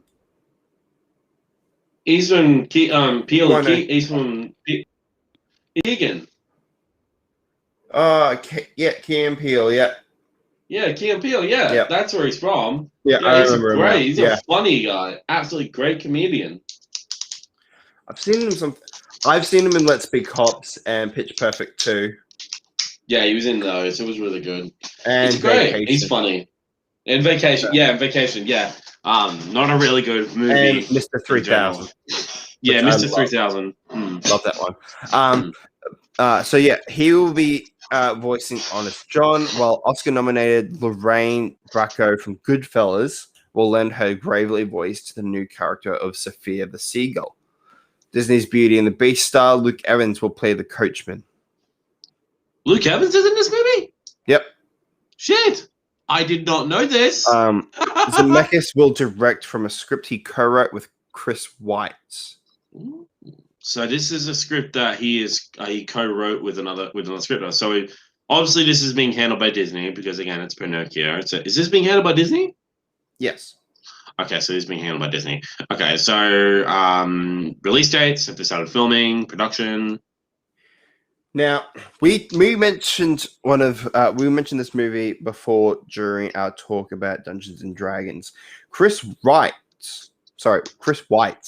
wrote. Well, I'm not sure if he wrote, but he was a part of About a Boy. Yeah, that's a Hugh Grant movie with. He also did American Pie. Oh, I love. Sorry. That's my guilty pleasure movie. I love American Pie. It makes me laugh my head off. Number 2 is another favorite of mine. He also did The Golden Compass. He also, hang on. He did Ants. He's done Cinderella. He's done Mr. and Mrs. Smith, The Nutty Professor.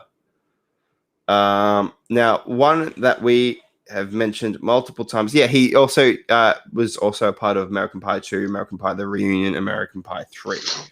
But he has also been a part of Rogue One.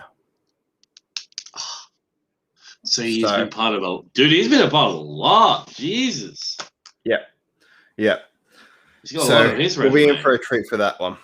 I think we will because I love the story of Pinocchio. I love the original animated movie from Disney decades ago. It was one of my favorite films, alongside Aladdin, Snow White. Those movies, the movies that have not been made into live action adaptations and been totally destroyed. Either I'm talking about Aladdin, for example, and Lion King and Dumbo and then Mulan.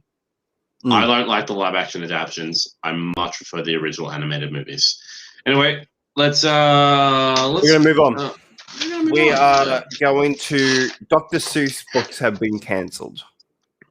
Yeah, I was kind of shocked by this when you told me about when you sent me that, because I never would have imagined that they would actually no longer publish 6 books because of racist stuff in them. Yes. Yep. Yeah. So several Dr. Seuss books have hopped on top of the Amazon bestsellers list in Canada and the United States after 6 of his more obscure titles. So it's not some of his best, his well-known books. It's not like Green Eggs and Ham or The Cat in the Hat or Horton Hears a Who or the what's the other one with the something blacks or something like that. It's the Lorax. It's not the Lorax. Yeah. No, it's not any of those. These are obscure. No. Yeah. These are obscure titles. So the affected titles are called On Beyond Zebra, Scrambled Egg Super, The Cat's Quizzer. So it is one of the Cat in the Hat's books that is going. Mick Elligott's Pool and Seuss's first book, and to think that I saw it on Mulberry Street. Yeah, they've been classed because they've been have been pulled from future publications due to racist content. Which goes to show the type of stuff that Dr. Seuss was put in his book when he was around back in the day. That I don't think he was. Look, if you love Dr. Seuss, you have to understand a lot of his history. It ain't good. The man cheated on his wife. Did you know that, Techie? No, I didn't know that. Yeah, he cheated on his first wife, and it was too much to handle for his first wife. Trigger warning here for people. Trigger warning. His wife ended up committing suicide. Yeah. His first wife actually ended up committing suicide. She wrote a letter to him saying, "Your reputation will not be tarnished in any single way. I love you so much that I can't bear the thought of living in a world without you. Goodbye." And she ended her own life, sadly. It's very sad. If any of you are struggling, give Lifeline Australia a call at 131114. And seek counselling. Honestly, as someone who is still on medication, and who has been in a really dark place, talking to someone really helps. It definitely does. Yeah, absolutely. It definitely does. But look, these 6 books, they were that hard to find. That they were really hard to find on Amazon. But of course, as soon as news starts hitting out and people have these books, where do they go? They go straight to eBay. Yep. Now, many of the cancelled books were available on eBay Friday morning, but bidding for a copy of On Beyond Zebra was at 305 with 28 bids, while copies of Mulberry Street were pushing into the 200 to 300 range with dozens of bidders. Now, eBay has come out and they have pulled they've pulled any of those books from their store. So you can't even upload that book to be able to go for it. Now, the reasons why these books were portrayed by people in ways that are hurtful and wrong, and it said in a statement, others had raised concerns about the books in the past, including the racist caricatures of Asian, African, and Arab men in Mulberry Street, and If I Ran to the Zoo. Man, the fact that even eBay's jumped on and like, hey, if you try and sell these books, it ain't happening. We're going to remove them. Yeah, it shows their level of care. Yeah. Now the author's stepdaughter, Lark Gray Diamond Kate, defended him in an interview with the New York Post on Tuesday. wasn't a racist bone in that man's body. She said he was so acutely aware of the world around him and cared so much. But though it's hard to believe whether or not it's hard to defend. But it's hard at the same time. This comes up all the time. But when those books were written, that was the time. That was the time.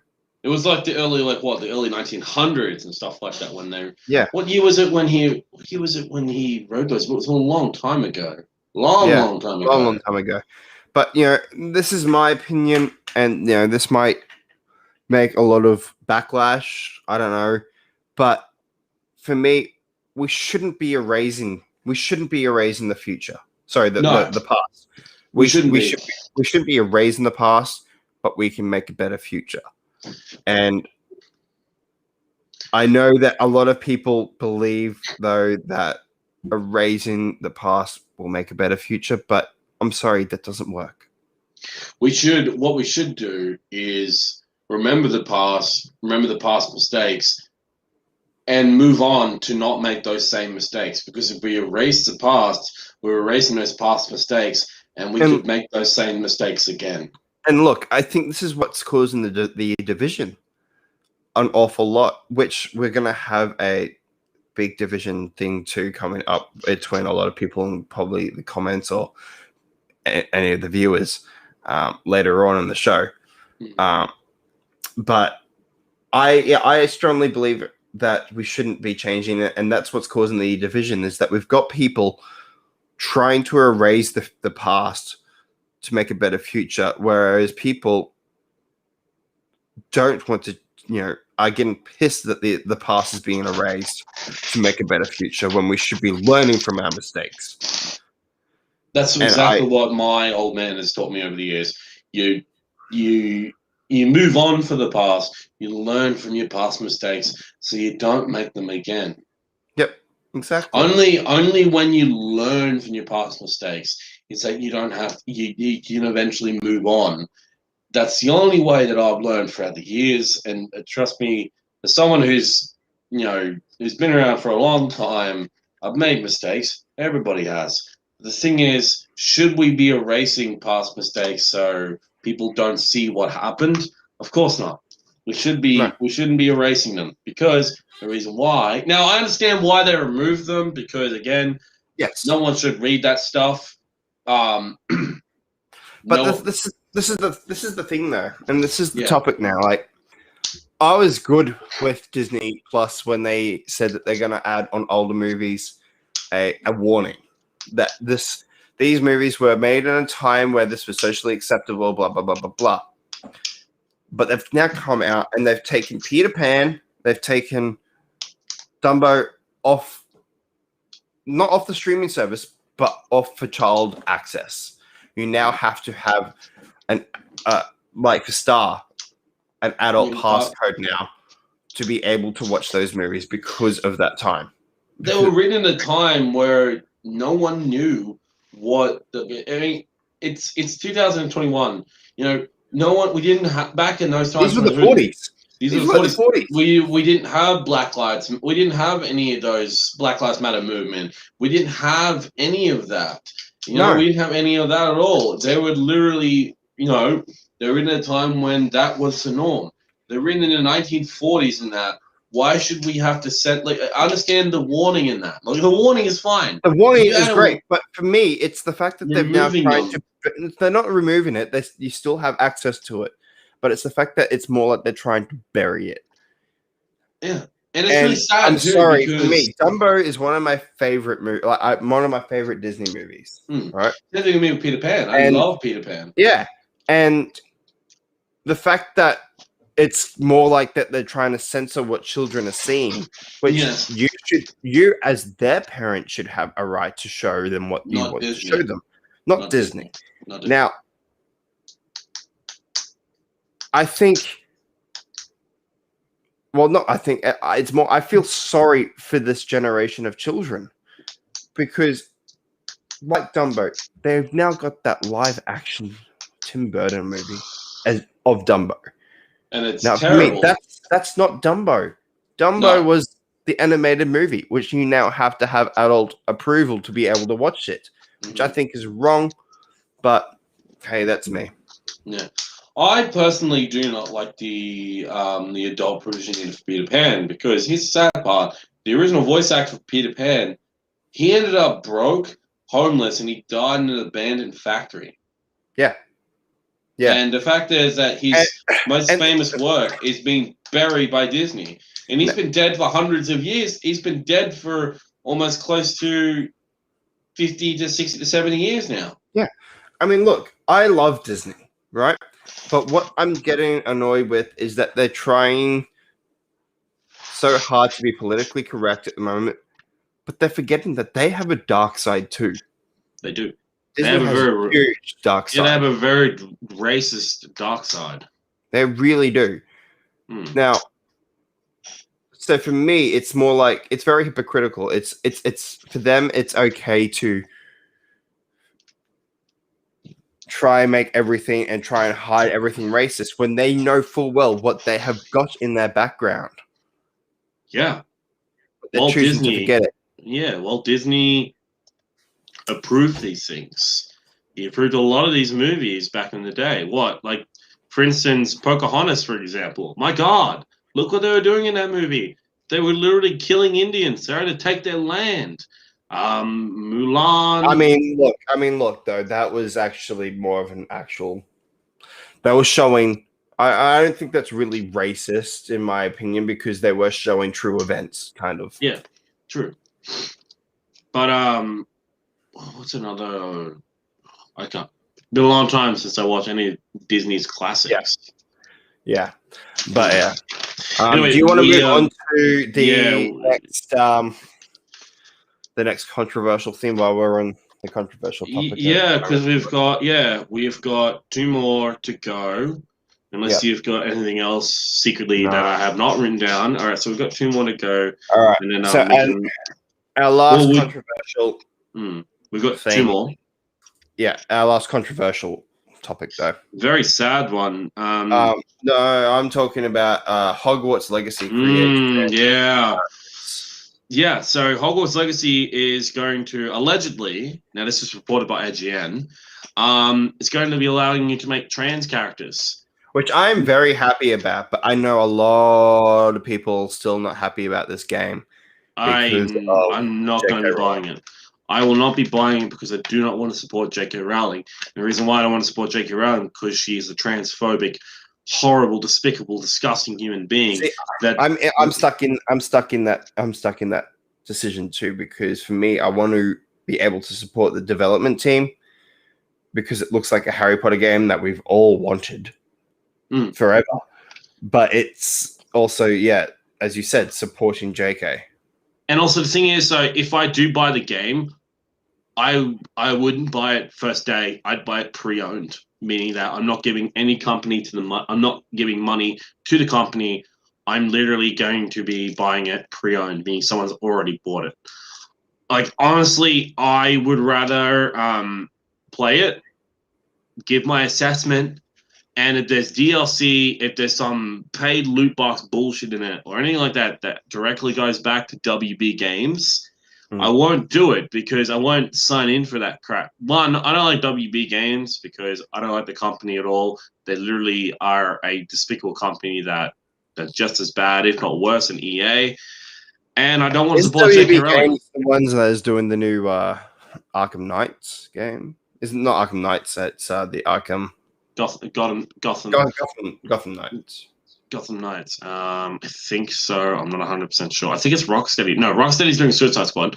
WB Games are doing the Gotham Knights game. I'll see how I feel about it. I still don't trust WB Games because, again, they literally have trademarked the fucking whole system. That's the topic we talked about in our last show. But Hogwarts Legacy trans character, what do you think about that? I think it's a fantastic decision, and I think this is one thing though that I really do like though, and this is why I do want to support this game though, is because it is pretty much them saying, "Fuck you, JK." Yeah, and if it turns out to be true, now again, allegedly it was reported by IGN. Well, we saw it being reported by IGN, but I have since then seen it pop up on a lot of other sources. So yeah, I will have to wait and see. But if this is be the case, yeah, good on the development team for sticking the middle finger up to J.K. Rowling, because at this point in time, she's one of the most hated women in all of the fandom. No one wants to support her anymore. I mean, good on her. She wrote Harry Potter, but Harry Potter. Other than that, I love the Harry Potter universe. I just don't like the creator. Yeah. You know, I think this is tough times because there's been talk now of continuing the Harry Potter series Without her on HBO Max for a TV series. Bringing the original cast back to do an adaptation of Cursed Child. No, just leave it alone. You don't need to do Cursed Child. Again, the reason why I don't think they want to do it is because, or the reason why they shouldn't do it is because it was perfect the way it ended. It ended perfectly for me. 2011, man. It came out in 2011. The last movie. It's been almost close to what? It's been 10 years now. It's been 10 years since the original Harry Potter since Harry Potter ended. Yeah. And the fact is that they are thinking about remaking it, coming back and doing Cursed Child. No, don't do it. See, I'm not sure. I mean, I haven't really read. I bought Cursed Child when it came out. I didn't buy it. I didn't want to buy it. Well, you know me though. I work in theater and all that stuff, and I was really keen to see it, but at the time it wasn't coming over here. And now it's in Melbourne, and I can't even get to Melbourne because of bloody COVID to be able to watch it. But look, I didn't get it. I didn't end up reading it.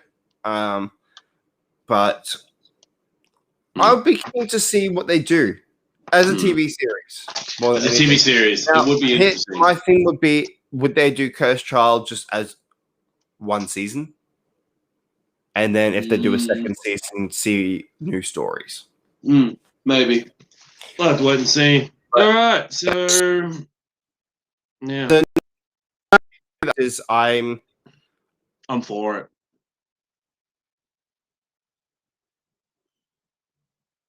Oh. I lost you for a second there, Techie. Did you? Okay. Yeah, I lost you for a second there. Sorry about that. That's a good. I'll repeat myself just in case. I've got friends that are trans. Same here. And yeah, I'm sure that you do too. So I'm all for it. Just wait and see if this is actually official and see how the game comes out, I guess. See how the game comes out. Hopefully it comes out good, not a buggy mess. But from what they showed, the gameplay, it looks pretty damn good. I'm interested. I need to wait and see reviews and that. I need to wait and see if any of the money goes back to JK, which I know it will. And I need to see it myself before I make a purchase. Legally, it has to because she owns it. And yeah. All right. Let's move on to the final topic for the night. And again, this is another sad one. Sorry about finishing on sad ones, but this is what we got. Jeanette McCurdy has quit acting. If you guys don't know who Jeanette McCurdy is, she's best known for Sam in iCarly. Which we're getting a reboot. Well, a reboot, but a revival.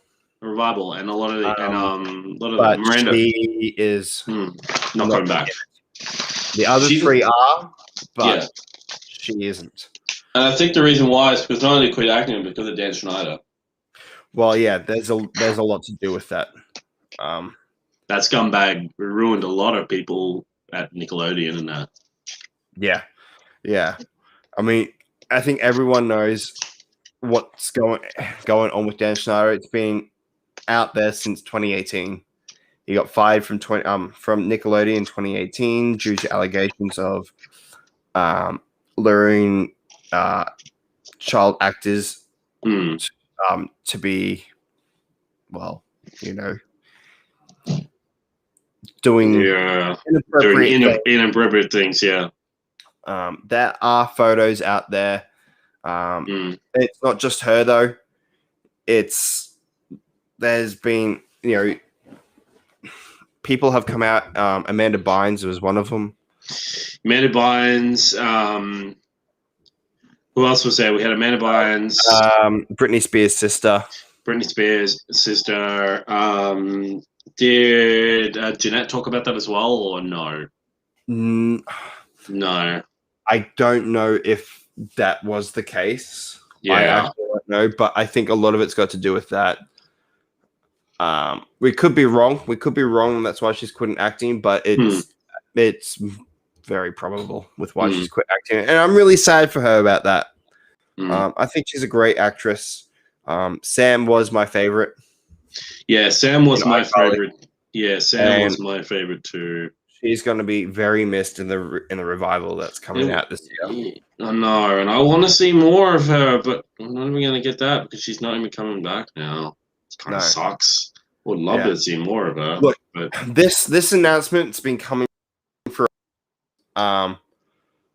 They, when they announced the cast coming back for the revival, and she wasn't on the list, people were starting to question why. Yeah, people were starting to question why. And she, now we know why. Yeah, she didn't really give any answers. She quit acting, but I think another reason why is because of what happened with Dan Schneider. She doesn't really want to come back and relive a lot of stuff behind the scenes. A lot of past trauma. And it's really sad too because I love Nickelodeon, but the fact is that they had a known creep behind the scenes doing all this shit makes me kind of lose a little bit of respect. But again, good on them for firing him, but I think it took too long to fire him. It took too long. It was a known thing. Yeah, it was a known thing. It was very sad too. Yeah. All right. Well, my God, look, we're sorry that we had to end on a really bad note. If it makes it up for you, we've got some cool. If you want to know, I said it on Saturday night stream, but if you how about this? Sorry, before we go, let's end on a happy note. Kind of, I think. Happy. We'll try to end. I think we should try and end on a happy note because it's better than the last 3 subjects. Mm-hmm. But we got to do with Superman and Lois. Which have you watched it yet? I just got binge. Sweet. So I'll probably watch it. I probably will watch it. No, I definitely probably watch it tomorrow. Because I've got a bunch of shit to do tonight before I go to bed. I need to go to bed early tonight because I've been up late the past couple of nights. On crunching. But all right, let's talk about this. Superman and Lois. On what actress of Lois Lane has said what sets her Lois Lane apart and why she was hesitant on signing on for the new series.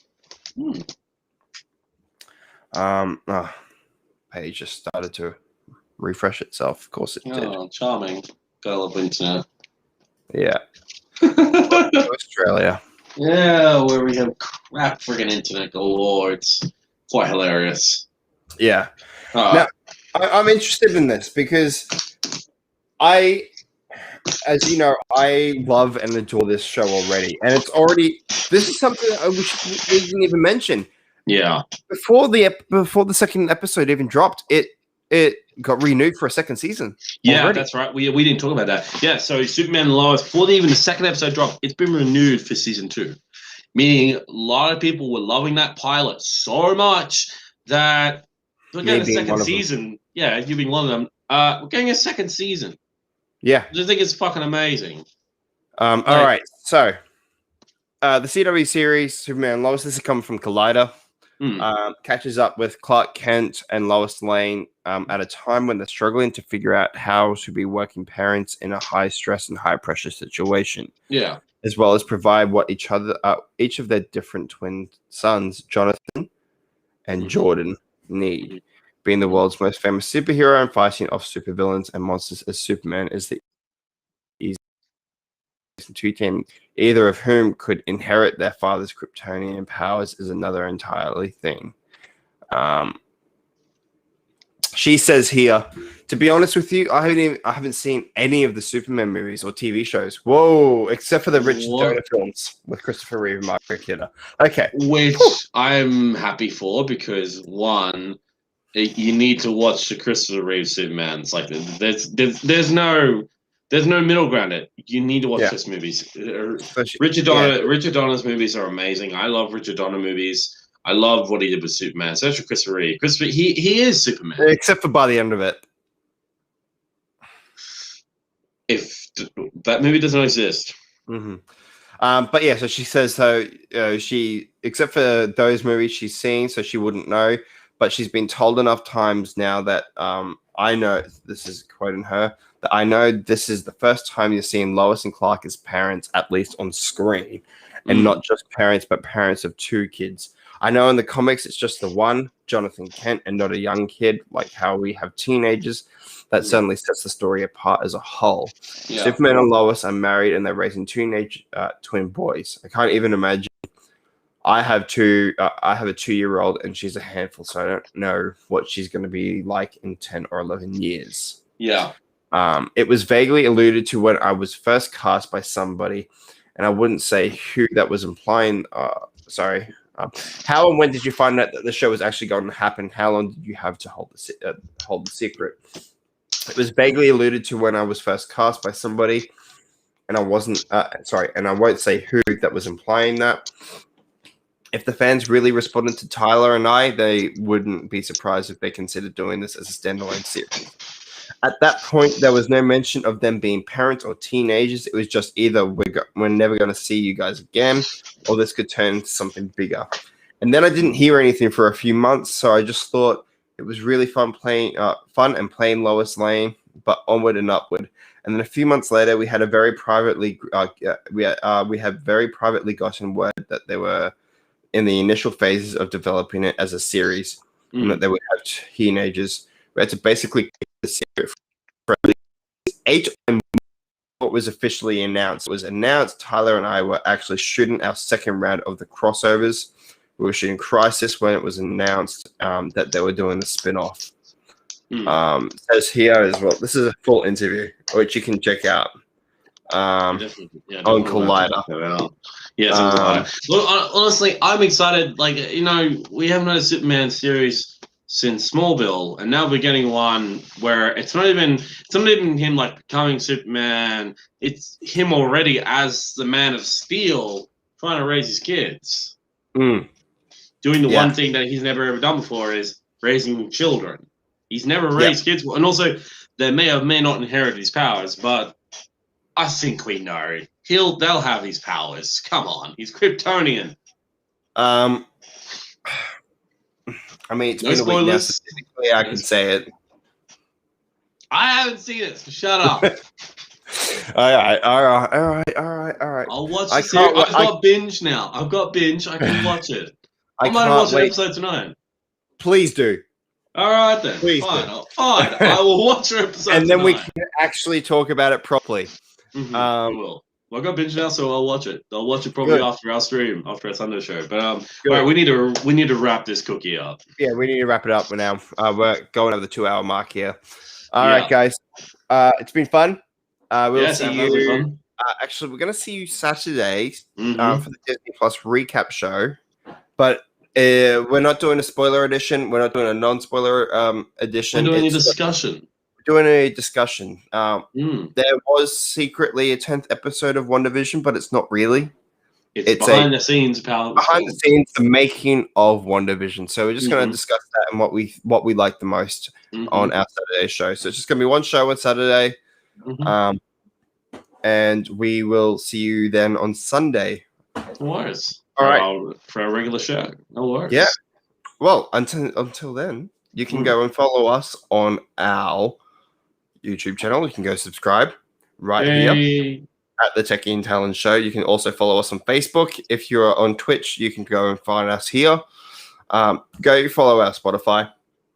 We'll be uploading a lot of exclusive content, like we'll put our discussion of Superman and Lois and our spoiler editions for the Disney Plus recap shows. you can also go follow us on our Instagram at the Techie Talon Show. And you can go follow us on our Twitter at Talon_show. And we're on Twitch now. So follow us on Twitch as well at the Techie Talon Show. All right, guys. Until then, we're gonna say catch you later. Until then, bye-bye. Techie out. Talon out. Bye.